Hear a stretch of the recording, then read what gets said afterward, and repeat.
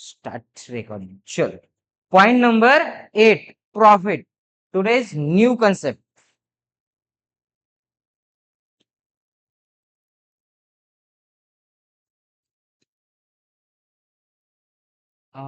Concept number 8, profit.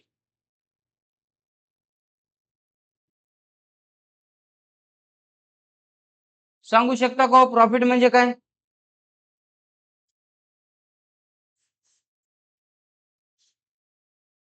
Okay, म्हणजे business मध्ये आलेले पैसे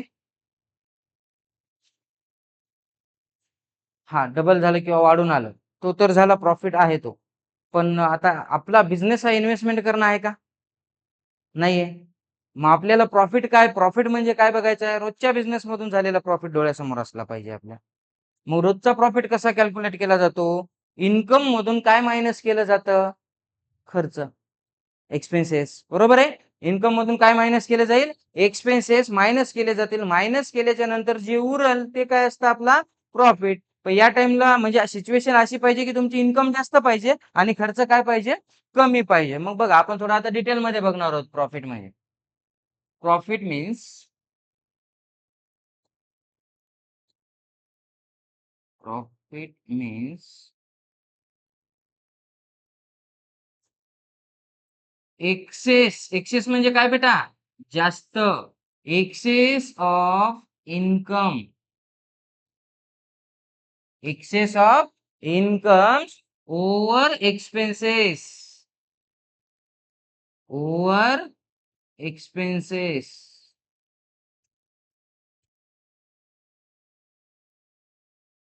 okay. Excess of income over expenses is called as profit. Is called as profit. Okay. Shortcut मध्ये जर बघायचं झालं तर इन्कम पेक्षा तुमचे खर्च काय असणार आहे? कमी असणार आहेत. मग त्या टाइमला बिझनेसला काय होणार आहे? प्रॉफिट. मग आता बिझनेस मध्ये जे प्रॉफिट असतात बेटा, याचे टाइप्स माहिती आहेत आपल्याला? How many types of profits?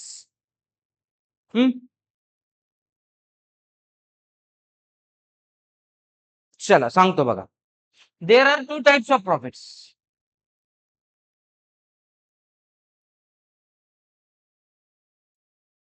Types of profit. प्रॉफिटचे किती प्रकार आहेत बेटा? 2 प्रकार आहेत प्रॉफिटचे. ओके. कोणते आहेत 2 प्रकार? काय आठवतंय कुणाला? कधी ऐकलंय अगोदर?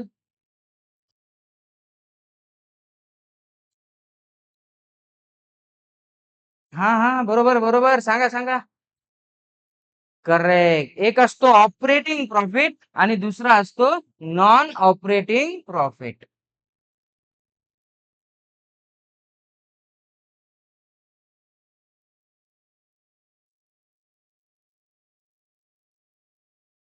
ऑपरेटिंग प्रॉफिट आणि दुसरा असतो नॉन ऑपरेटिंग प्रॉफिट.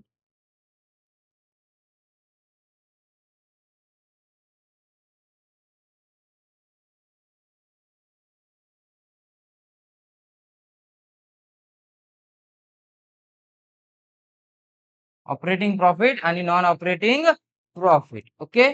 चला आपण जाऊयात आता पुढे. नेमकं याच्यात फरक काय आहे बघायचा आहे आपल्याला ऑपरेटिंग प्रॉफिट आणि नॉन ऑपरेटिंग प्रॉफिट मध्ये. बघा, एकदम सिंपल आहे. रोजच्या बिझनेस मधून झालेला जो प्रॉफिट असतो का, तो असतो ऑपरेटिंग प्रॉफिट. ऑपरेटिंग म्हणजे काय? ऑपरेशन म्हणजे काय? तुम्हाला काय सांगलं होतं मी? बिझनेसचे व्यवहार. बिझनेसचे व्यवहार. मग बिझनेसच्या रोजच्या व्यवहारामधून आपण जो प्रॉफिट कमवतो, त्या प्रॉफिटला म्हटलं जातं operating profit. Profit earn from daily business activities. Operating profit means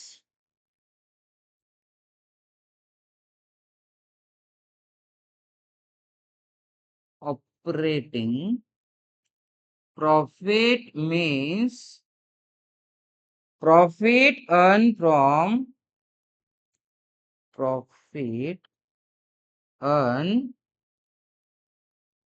from daily business operations.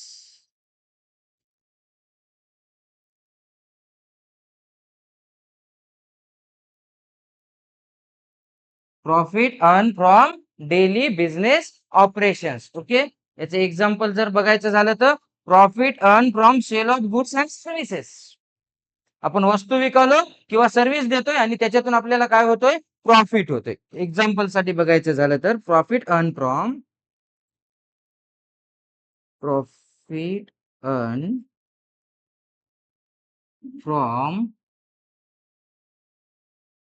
Selling of goods and services. Profit earned from selling of goods and services. हे राहील लक्षात, एकदम इझी आहे. रोजच्या बिझनेस मधून आपण रेग्युलर ऑपरेशन्स मधून जो प्रॉफिट कमवतोय त्या प्रॉफिटला म्हणलं जातं ऑपरेटिंग प्रॉफिट. आता बघूयात आपण non operating profit. Non operating profit.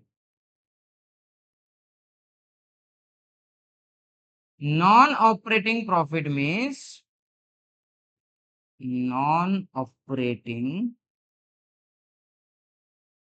profit means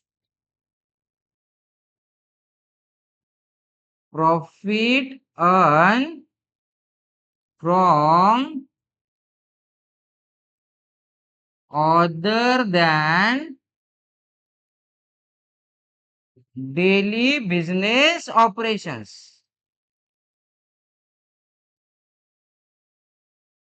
other than daily business operation. म्हणजे तुमच्या बिझनेसच्या रेग्युलर व्यवहाराच्या व्यतिरिक्त जर तुम्ही काही व्यवहार केला असेल आणि त्याच्यातून तुम्हाला प्रॉफिट झाला असेल, जसं की आता थोड्या वेळापूर्वी आणि म्हटलं सर कुठेतरी आपण इन्व्हेस्टमेंट केली होती, तिची अमाऊंट वाढली, मग तो काय झाला, आपला प्रॉफिट झाला. पण तो आपला रोजचा प्रॉफिट आहे का, नाहीये. म्हणजे तुमच्या रेग्युलर बिझनेसच्या व्यतिरिक्त जर तुम्ही बिझनेसमध्ये प्रॉफिट कमवत असाल, that profit is called as non operating. For example, you have sale your furniture. 10,000 रुपयाला फर्निचर परचेस केलं होतं. मार्केटमध्ये आज आपण त्याला 15ला विकलं. जनरली होत नाही. खरेदी केलं त्याच्यापेक्षा जास्त व्हॅल्यूला जात नाहीत. पण लँड असेल, बिल्डिंग असेल, अशा काही असेट्स असतात ज्याच्या व्हॅल्यू वाढून येतात. मग तो प्रॉफिट कोणता असतो तुमचा, नॉन ऑपरेटिंग प्रॉफिट. ओके, चला बघूया तिथे एक्झाम्पल घेऊयात आपण. Profit earn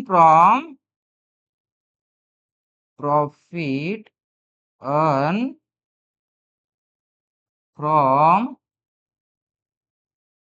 selling of any fix assets.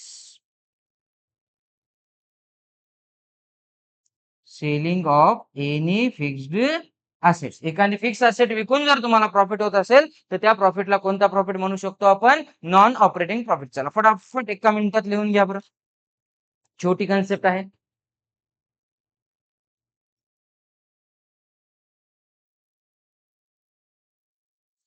कर्ज नाही बेटा, कर्ज, खर्च, हा करेक्ट. लॉस म्हणजे काय, बिझनेसला एक्सपेन्सेस जास्त होतोय आणि इन्कम कमी होत आहेत. अशा सिच्युएशनला बिझनेसला काय होत असतो, लॉस होत असतो. बघा सिंपल लँग्वेज मध्ये, loss means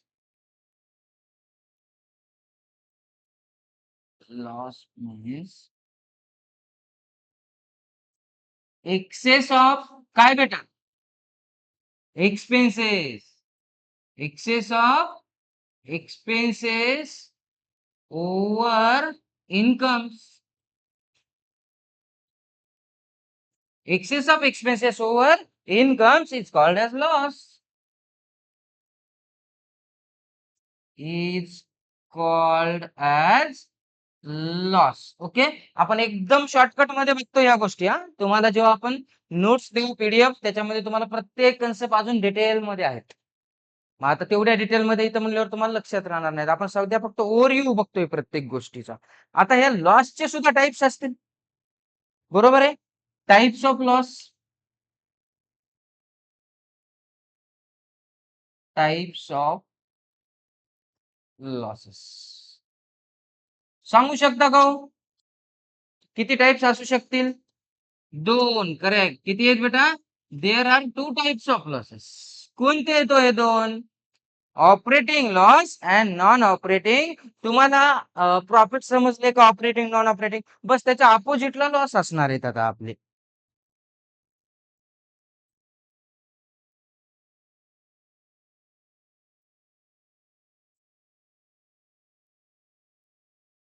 operating loss.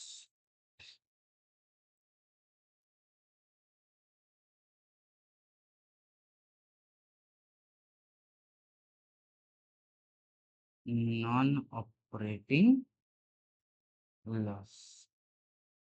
Operating loss आणि non operating loss. Okay.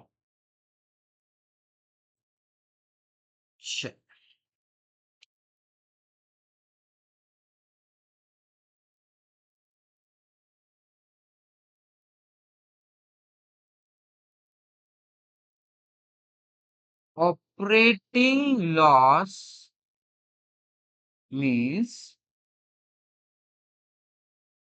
loss incurred. Loss incurred. बघा, प्रॉफिट अर्न केला जातो आणि लॉस इन्कर्ड होतो. इन्कर्ड किंवा सपोर्ट म्हणतो. लॉस सहन सुद्धा केला जातो. ओके. लॉस इन्कर्ड फ्रॉम, काय येईल बेटा? From. Correct. Daily business operations. Okay. Operating loss means loss incurred from daily business operations. Daily business operations. Okay.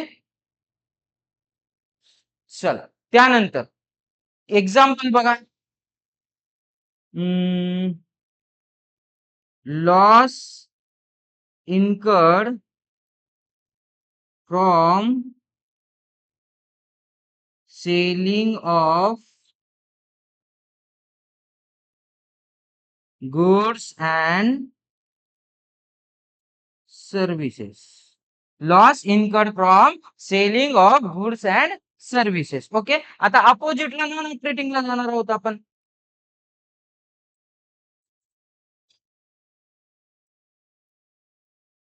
Non operating loss means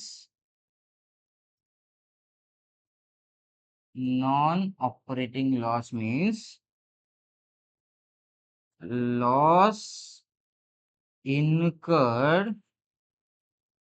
from other than, yes, daily business operations. म्हणजे तुमच्या बिझनेसच्या regular व्यवहार सोडून जर तुम्ही दुसरे काही व्यवहार केले असतील आणि त्याच्यात तुमचा काय होत असेल? लॉस. फॉर एक्झाम्पल, आपण एखादी इन्व्हेस्टमेंट केली होती, 10 लाख रुपये इन्व्हेस्टमेंट केली होती, पण मार्केट खराब झालं. आता त्या इन्व्हेस्टमेंट काढून घेताना 8 लाखच आले आपल्याला. मग 2 लाख रुपयाचा काय झाला? लॉस झाला. किंवा एखादी आपण असेट घेतली होती, ती विकताना लॉस मध्ये विकली, कमी किमतीमध्ये विकली, घेतली त्याच्यापेक्षा आपण. मग याला आपण एक्झाम्पल मध्ये काय लिहू शकतो? Loss incurred from, loss incurred from selling of any assets. Selling of any assets. Okay. राहील लक्षात? चला, लिहून घ्या फटाफट.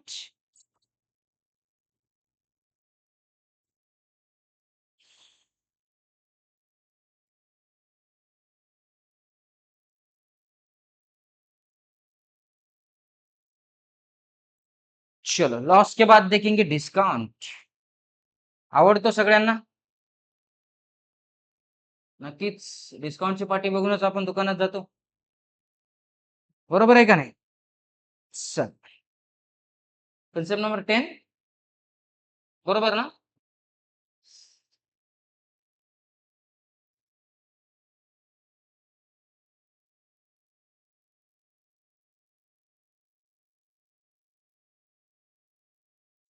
डिस्काउंट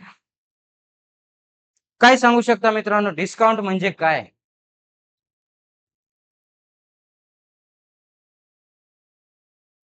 मराठीत काय म्हणतो आपण डिस्काउंटला? सवलत किंवा सूट. बरोबर आहे? सूट दिली किंवा सवलत दिली म्हणतो आपण.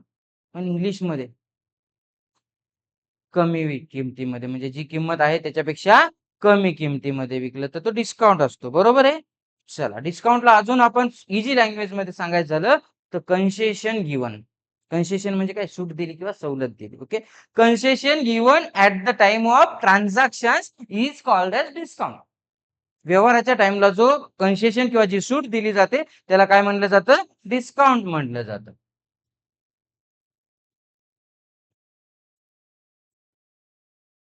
Concession given at the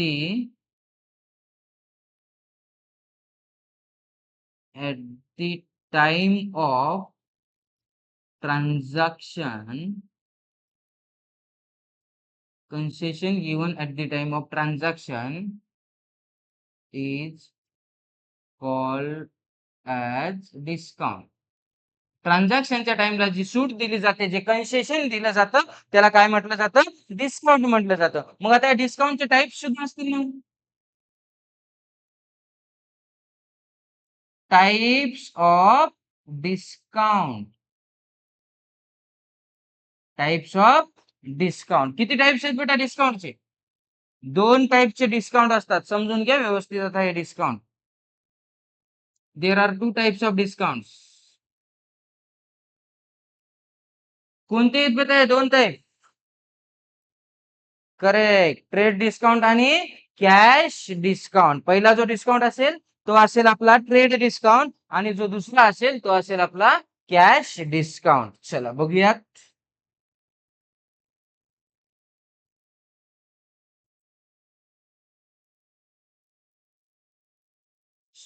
trade discount.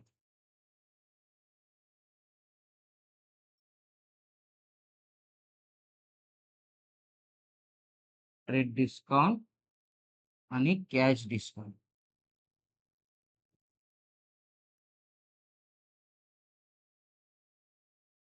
Trade discount आणि कॅश डिस्काउंट. ओके. चल आता व्यवस्थित शिकून घेऊयात बेटा, कारण हे डिस्काउंट ना तुम्हाला खूप कामाला येणार आहेत. हे प्रॉफिट लॉस तरी पुढे तुम्हाला कामाला येत नाहीत तेवढे, पण हे डिस्काउंट तुम्हाला आता लगेच पुढचा चॅप्टर शिकवतानाच तुम्हाला खूप कामाला येतील हे डिस्काउंट्स. बघा, कारण जर्नल एंट्री मध्ये आता माहिती आहे, अनुभव आहे. जर्नल एंट्री क्वेश्चन टफ कधी होतो? जेव्हा क्वेश्चन मध्ये काय येतात? डिस्काउंट येतात, तेव्हाच क्वेश्चन टफ होतो आपला. बघा, सो ट्रेड डिस्काउंट काय असतो पहिले आपण समजून घेऊयात.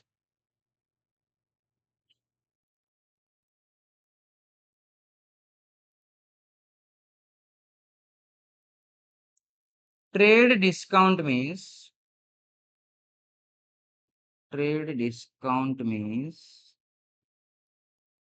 discount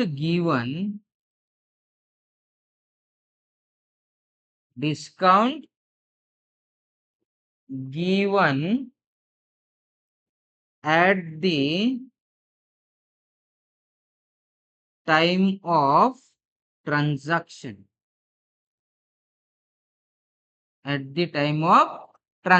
okay. ट्रान्झॅक्शन ज्या टाइमला होतं त्या टाइमला तुम्हाला जो डिस्काउंट दिला जातो तो कोणता डिस्काउंट असतो? Trade discount. आता हा डिस्काउंट कोणत्या प्राइस वर दिला जातो ते सुद्धा बघा. Trade discount is given on printed price. Printed price माहिती आहे? प्रोडक्टवर एक प्राइस लिहिलेली असते, त्या प्राइस वर डिस्काउंट दिला जातो हा. Trade discount is given on printed price.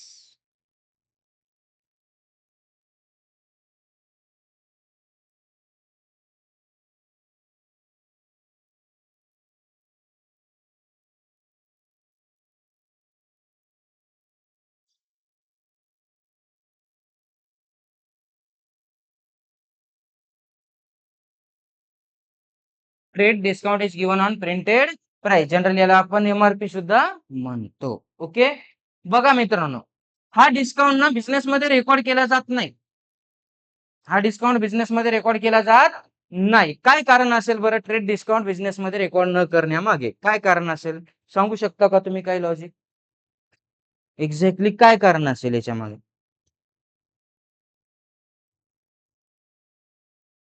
Loss होत नाही. करेक्ट बेटा.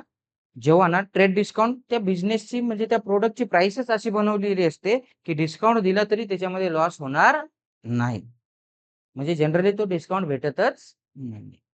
मग हा बिझनेसचा लॉस आहे का? नाही. याला बिझनेसचा लॉस मानलं जात नाही, म्हणून याला बिझनेस मध्ये रेकॉर्ड केलं जात नाही. Trade discount is not recorded in the books of account.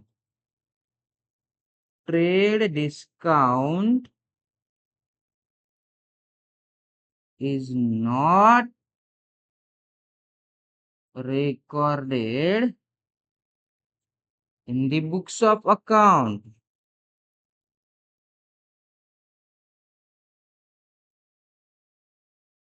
In the books of account.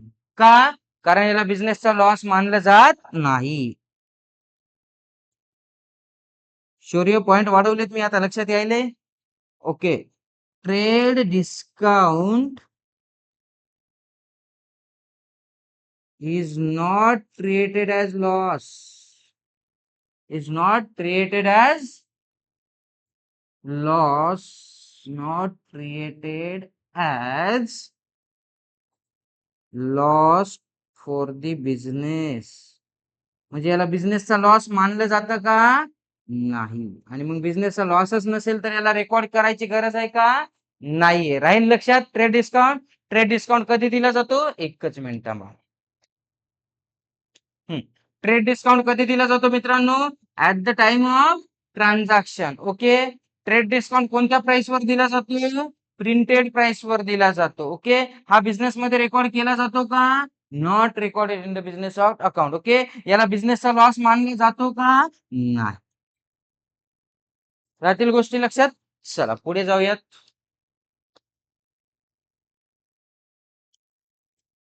Cash discount नंतर एक्झाम्पल सहित सांगतो तुम्हाला. पहिले समजून घेऊयात आता cash discount.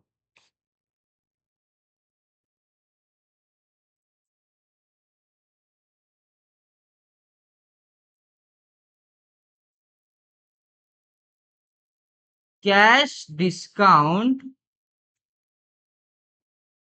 is given at the time of at the time of actual payment. At the time of actual payment. म्हणजे actual payment करताना सुद्धा अजून डिस्काउंट दिला जातो. त्या डिस्काउंटला कोणता डिस्काउंट म्हणलं जातं? Cash discount. ओके. बघा अजून इथे आता हा डिस्काउंट कोणत्या प्राइसवर? इथं कोणत्या प्राइसवर दिला होता? प्रिंटेड प्राइसवर. इथे बघा आता cash discount is given on net value. Net value म्हणजे काय बेटा? ट्रेड डिस्काउंट मायनस केल्याच्या नंतरची किंमत उरते का? तिच्यावर सुद्धा तुम्हाला अजून डिस्काउंट दिला जातो. ओके. तिसरी पॉईंट एकदम याच्या अपोजिट येईल. ट्रेड डिस्काउंट बिझनेस मध्ये रेकॉर्ड केला होता का? नाही. पण तो बिझनेस मध्ये रेकॉर्ड केला जाईल.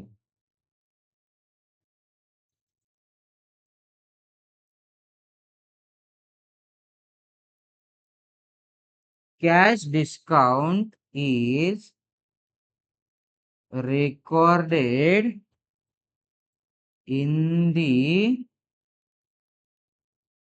books of account. Cash discount is recorded in the books of account. Clear आहे? चला चौथा पॉइंट अपोजिट एकदम याच्या. मला सांगा ट्रेड डिस्काउंट बिझनेसचा लॉस होतो का नाही? नाही. पण तो बिझनेसचा लॉस असणार आहे. Okay. Cash discount is created as loss for the business. Cash discount is created as loss for the business.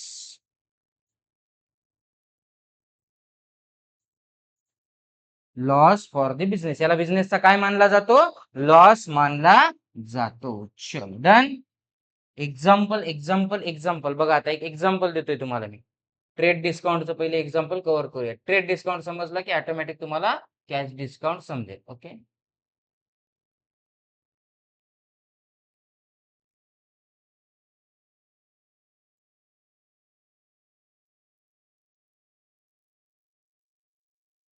हे काय मित्रांनो? इनवॉइस म्हणजे बिल आहे. ओके. तुम्ही काय केलं? एक जीन्स परचेस केला. एक जीन्स परचेस केला ज्या जीन्सची किंमत होती 1000 रुपये. किती किंमत होती जीन्सची? 1000.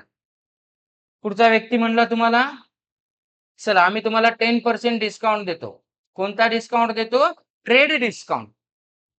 म्हणजे तुम्हाला 1000 ची जी प्रिंटेड प्राइस आहे, तिच्यावर किती पर्सेंट डिस्काउंट भेटेल? 10%. म्हणजे किती रुपये डिस्काउंट भेटेल? ₹100. मग आता तुमची नेट व्हॅल्यू किती झाली? ₹900. हा ₹100 जो डिस्काउंट भेटलाय का, हा डिस्काउंट कोणता डिस्काउंट असतो? Trade discount. समजा तुम्ही त्याला ₹900 देताना म्हटल्यात, एक काम करा की सेठ अजून थोडंसं कमी करा. मग त्याने काय केलं तुम्हाला? म्हणलं चला एक काम करा, तुम्ही मला ₹900 देऊ नका. 900 च्या ऐवजी तुम्ही एक काम करा, मला ₹800 द्या. म्हणजे त्याने तुम्हाला अजून ॲक्चुअल पेमेंट करताना सुद्धा डिस्काउंट दिला. कितीचा डिस्काउंट दिला पेमेंट करताना? ₹100चा. 100चा टोटल 200चा होऊ द्या. पहिला 100चा डिस्काउंट कोणता होता? खूप डिस्काउंट होता. तो प्रिंटेड प्राइसवर दिला होता. त्याला आपण बिझनेसचा लॉस मानतच नाही ना हो. तो बाजूला गेला. आपल्याला नेट व्हॅल्यू किती द्यायची होती आता? ₹900. पण आपण आता 900 देणार नाहीत. त्याला किती देणार? 800 देणार. म्हणजे 100चा अजून डिस्काउंट भेटला. मग हा डिस्काउंट कोणता डिस्काउंट झाला? Cash discount. राहील लक्षात एक्झाम्पल? चलो छाप लो इसको.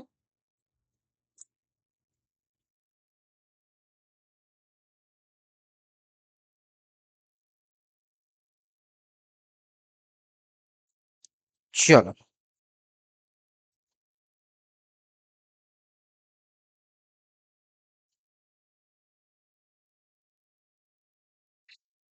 नेक्स्ट कन्सेप्ट आहे आपली ड्रॉविंग्स. Concept number 12.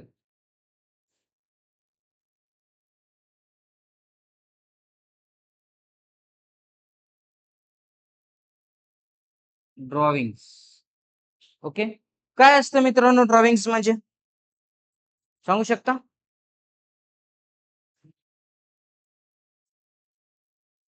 करेक्ट. बिझनेसच्या ओनरने स्वतःसाठी बिझनेसमधून पैसे घेऊन जात असेल. आता फक्त पैसे म्हणजेच ड्रॉइंग नाही हां. बिझनेसचा ओनर बिझनेसमधून एखाद्या वेळेस असेट घेऊन जात असेल, ती सुद्धा ड्रॉइंग आहे. पर्सनल यूजसाठी घेऊन जात असेल तर. बिझनेसचा ओनर बिझनेसमधून वस्तू घेऊन जात असेल, गुड्स घेऊन जात असेल, ती सुद्धा काय आहे? ड्रॉइंग आहे. मग आपण ड्रॉइंग लिहिताना काय लिहिणार? Any assets, any assets, comma cash, comma goods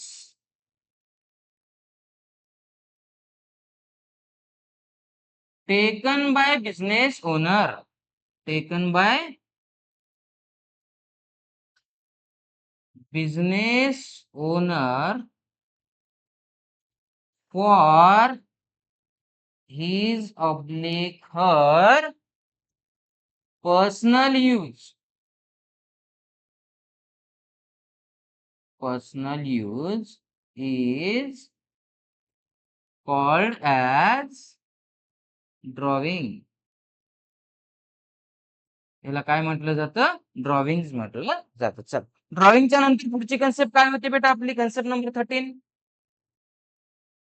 depreciation.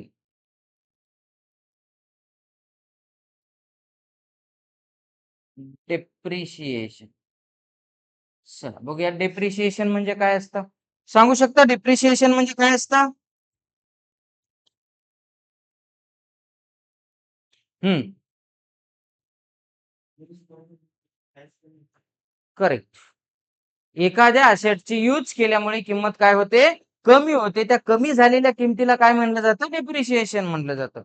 So depreciation means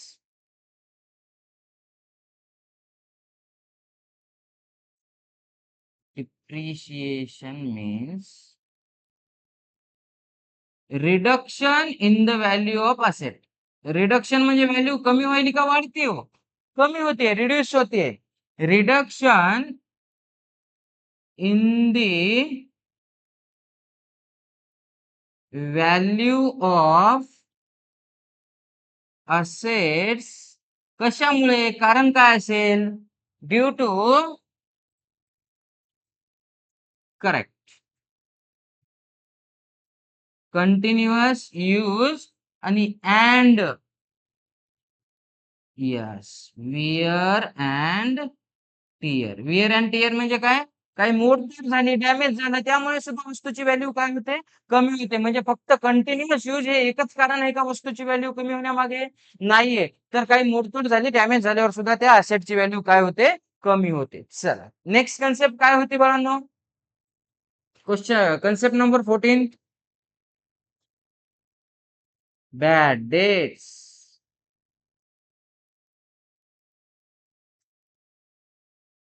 bad debts काय असतं बरं बॅड डेट्स म्हणजे?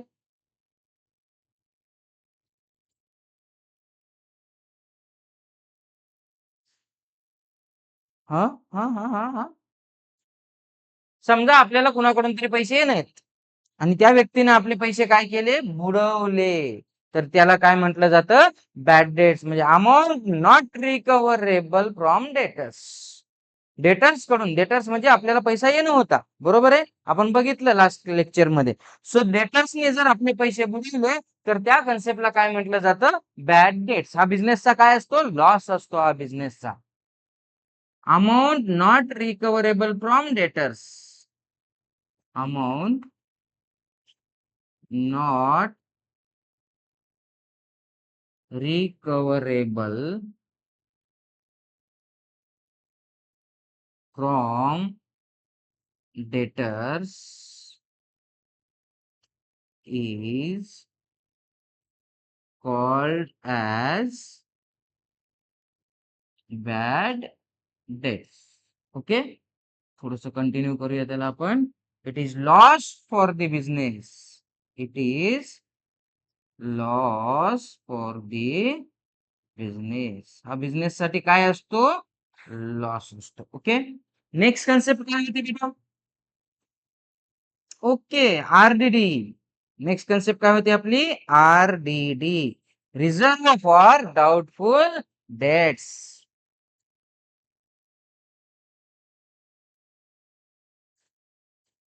म्हणजे काय हो? आरडीडी म्हणजे काय असेल?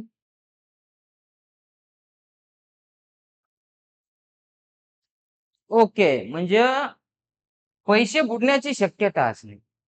डाऊटफुल, नावातच काय दिले त्याच्या? Reserve for doubtful debts. इथं बॅड डेट्स होतं, पैसे बुडाले होते, 100% गॅरंटी होती की पैसे बुडालेत. पण इथे काय थोडीशी पॉसिबिलिटी वाटाली की येऊ पण शकतात.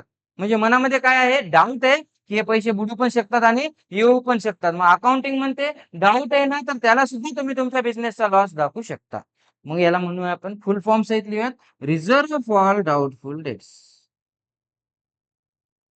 Reserve for doubtful debts means possibility to yes, not recoverable, not recoverable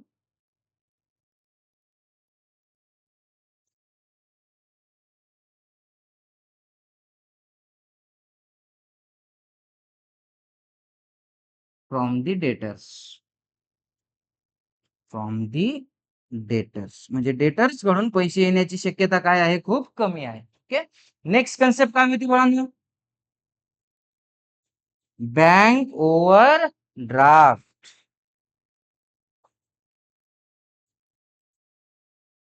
bank over draft.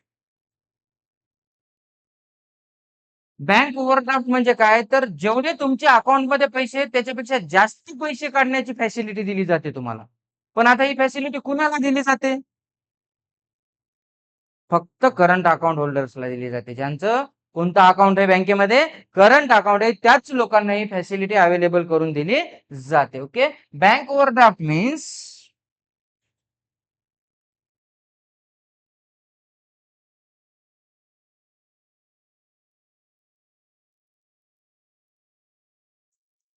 Facility available to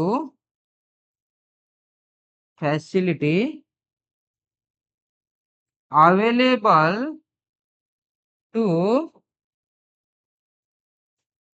current account holders, current account holders to withdraw withdraw म्हणजे बँकेतून पैसे काय करायचे आपल्याला काढून घ्यायचे. Okay, to withdraw excess amount from current account. तुमचं बँकेमध्ये कोणतं अकाउंट असलं पाहिजे? करंट अकाउंट असलं पाहिजे. ओके, चला लिहून घ्या एवढ्या कन्सेप्ट. आता हे छोट्या छोट्या कन्सेप्ट आहेत, संपून जातील.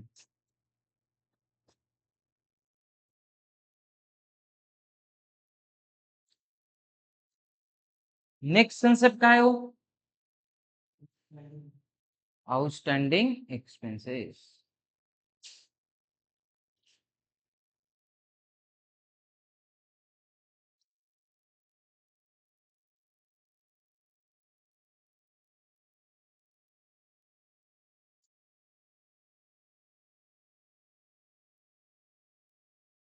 Outstanding expenses.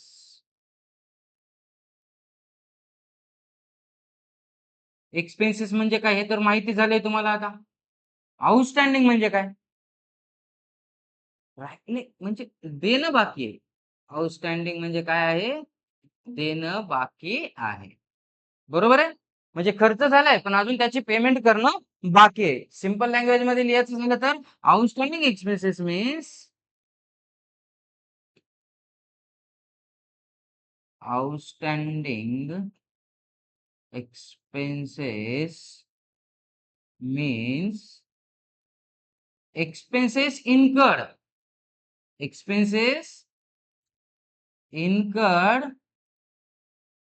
but not paid immediately. म्हणजे खर्च झालाय पण त्याची पेमेंट झाली आहे का ताबडतोब? नाही. तर याला कोणता खर्च म्हणलं जातं? Outstanding expenses. नेक्स्ट कन्सेप्ट काय बेटा? Prepaid expenses. Prepaid expenses. What is mean by prepaid? Yes, prepaid म्हणजे paid in advance.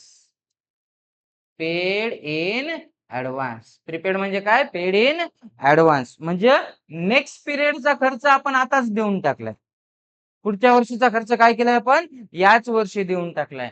Prepaid expenses means prepaid expenses means expenses paid for next period during current period.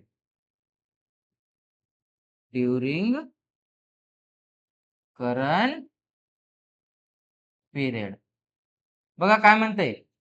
आपण पैसे दिलेत कधी? म्हणजे कोणत्या period साठी? नेक्स्ट पिरियड साठी, म्हणजे पुढच्या वर्षीसाठी पैसे दिलेत. पण दिलेत कधी आपण? ड्युरिंग करंट पिरियड, म्हणजे या वर्षी पैसे दिलेत पुढच्या वर्षीसाठी. तर त्याला काय म्हटलं जातं? Prepaid expenses. ओके, चलो पुढे जाऊयात.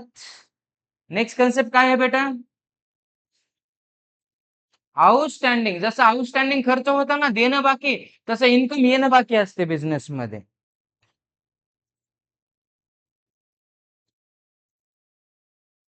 Outstanding income. Okay, outstanding income means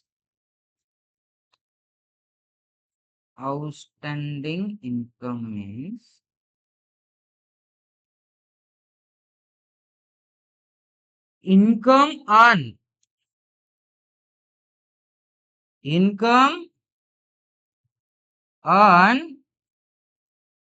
but not received immediately. म्हणजे तुमची इन्कम झालीये पण अजून तुम्हाला पैसे आलेत का? नाही. याला म्हणतात आउटस्टँडिंग इन्कम, म्हणजे येणं बाकी आहे. येणं बाकी आहे. इथे देणं बाकी होतं, इथे येणं बाकी असेल. Okay, then next and last concept.